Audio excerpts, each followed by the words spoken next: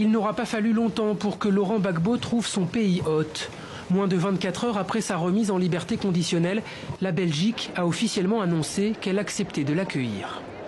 D'abord, c'est une collaboration très forte, évidemment, avec la Belgique, avec la justice internationale. Nous soutenons les démarches multilatérales. On coopère évidemment avec la Cour pénale internationale, comme avec d'autres juridictions. Ici, c'est une demande de la Cour d'accueillir M. Gbagbo simplement parce qu'il a de la famille en Belgique. Sa deuxième épouse, un enfant à Bruxelles. Et donc, nous avons estimé qu'il était normal qu'il puisse séjourner pour sa libération conditionnelle. Il a été acquitté en première instance en Belgique. La localisation exacte de Laurent Gbagbo reste pour l'heure inconnue, mais on sait en tout cas que la Cour pénale internationale a imposé des conditions drastiques.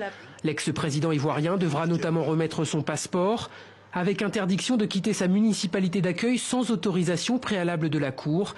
Il devra pointer une fois par semaine auprès des autorités belges. Plus largement, il a interdiction de voyager à l'étranger sans autorisation. Il ne pourra pas non plus parler de l'affaire, notamment à l'égard des victimes. Autant de conditions également imposées à Charles Blé Goudet, libéré en même temps que Laurent Gbagbo ce vendredi. Lui, en revanche, cherche toujours son pays d'accueil.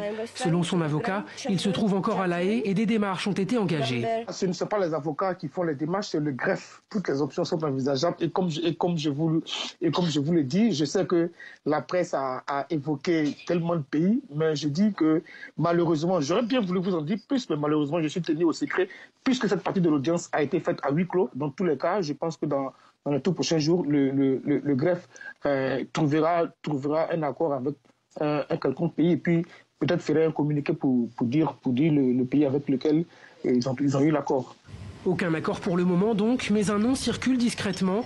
Charles Blé Goudet ayant une sœur en Suède, le pays scandinave pourrait être une destination idéale.